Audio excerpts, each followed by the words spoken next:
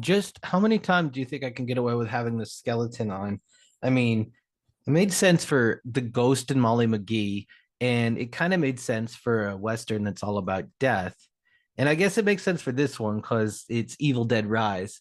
And well, I have like one more video to shoot today, and I don't want to get dressed in something else. So I think I'm just gonna stay in this.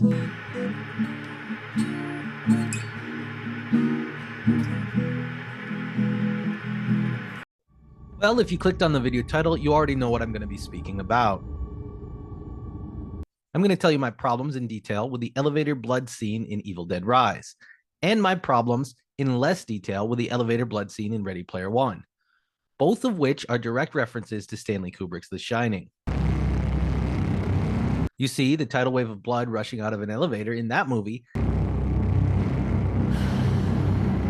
is a fresh, new, and exciting idea. It's viscerally upsetting. But there's a problem inherent in horror movies and in referential movies when harkening back to this scene. We have already seen it. The problem in Ready Player One is a problem with the movie, and I assume the novel's layering of pop culture reference upon pop culture reference. As more clever commentators than I have said, the movie substitutes Easter eggs and references for the chance to move the story forward, for the chance to make a real important social point. The point of including the scene from The Shining is so that everyone can point and look and say, hey, I remember that scene. A note from the editing bay. It may seem that, yes, Ready Player One does something different, but adding a character in front of a set piece from another movie doesn't actually add anything to it. It's just stapling yourself in front of a green screen. It doesn't move the story forward, and it doesn't actually have any real meaning. But at that point, shouldn't a viewer just be questioning why a movie wants you to remember watching another movie? That's a story arguing that its own purpose and plot isn't good enough for you to watch it. It's all just member berries, to use the easy pop culture reference of South Park. Remember those? Remember Alex? Remember? Oh, they're adorable. And wouldn't you rather be watching that? No, of course not. You want to know exactly what problem I have with Evil Dead Rise, which is easily the worst entry into the Evil Dead franchise. It's actually the exact same problem as with Ready Player One. Time and again, this movie wants you to know the fanboy Easter egg member berry reference that it makes to other movies. And again, each time you catch the reference, you are left thinking, why am I not watching that other movie? In the original series, Deadites move and act based on comic book logic. The punchline of them being unable to die works precisely because it's funnier if they come back. You really do have to read the movies as comedies, which number two and Army of Darkness make very clear, though the pitch black slapstick of the original is also easily detectable.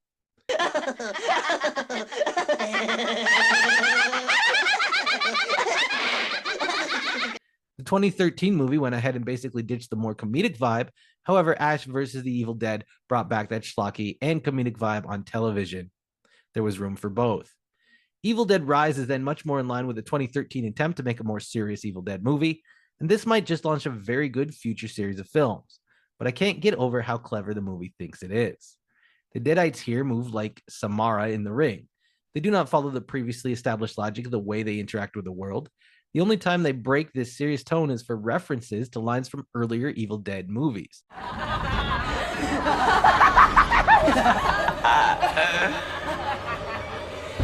Everybody here dies by dawn, Dad. Dead by dawn! Dead by dawn! Dead by dawn! I don't need a character to say, I'll swallow your soul or you'll be dead by dawn. I can go back and watch those movies when I want to. I'll swallow your soul! I'll swallow your soul! I'll swallow your soul! Swallow this. I would much rather have the new characters come up with their own quirky new one-liners related to who they are as people, though that would be rather out of tone with this movie, which once again takes itself much more seriously than I am used to with Evil Dead. There's also this weird subplot about our lead being pregnant and having a baby that comes off as anti-abortion. I don't know whether this was intentional or not, though my read is that it was not meant to be anything other than a trauma that gives the character a backstory. Someone much smarter than myself can deconstruct that bit. I didn't know how else to work that critique in, so now let's get back to elevator doors.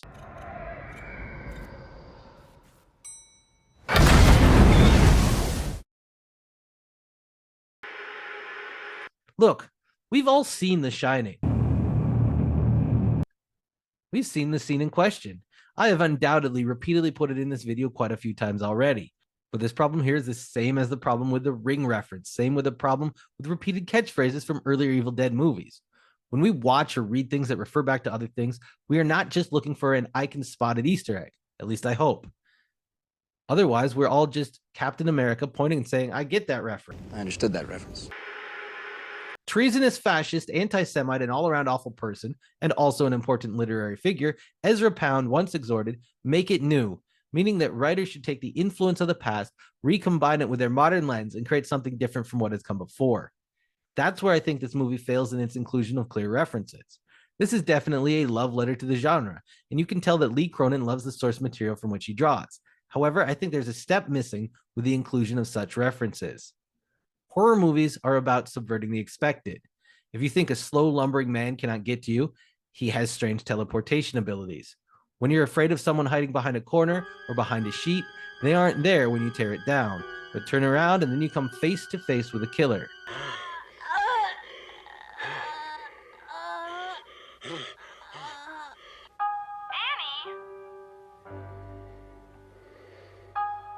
Come to think of it, slasher movies work on Scooby-Doo logic of characters walking right up to a monster, expecting something else than what's right in front of their eyes. They might even do the gag of grabbing the monster's nose and honking it before running down the corridor.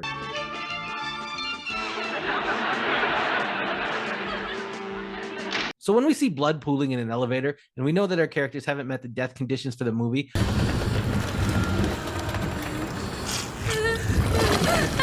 we know that the blood is going to come pooling out, just as it does every time an elevator is filled up with grisly crimson gore.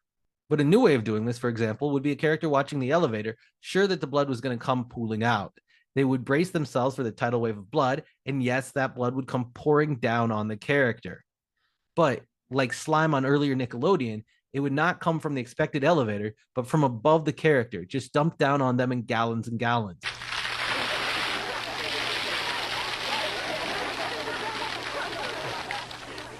Same effect, but subversion of expectations that is supposed to be a staple of the horror genre. What I mean here with this criticism is that there is a tendency in media to play a game of metatextual reference. It's a game that I too have enjoyed. After all, who hasn't seriously read The Wasteland and thought, I could build a poem out of all the references to things I think are important? I'll make my own Star Wars with blackjacks, hookers, and fewer space wizards, and I'll call it Firefly. Maybe that's more of a Star Trek, but actually a Western. The problem is that we are now making references for reference's sake. Timber. His arms went timber. Rather than thinking of ways to reinvent and subvert the expected. Comedy often asks us to think through what we expect, and then it shows how the world denies us those expectations. Horror movies are really just comedy movies where the punchline is death, the final punchline that awaits us all. It's time to take the tropes and references in media and at least put in the effort to try and make them new.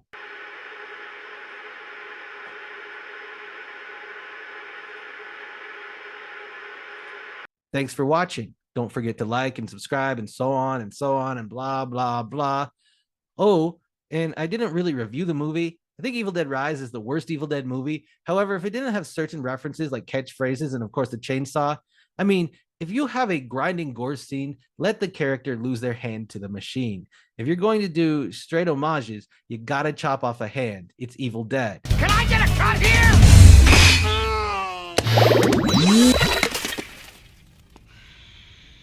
Not again. Digression aside, if the movie weren't an Evil Dead movie, I think I would find it quite amusing. I'd put it on in the background at a Halloween party along with Halloween Kills, a movie which tells you right on the tin that it's just a collection of Michael Myers and other kills in the Halloween universe.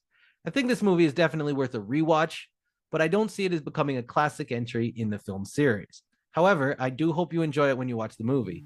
And now, if you excuse me, I have an elevator to catch, or else I'll be dead by dawn. I don't know why I grabbed the microphone. Bye.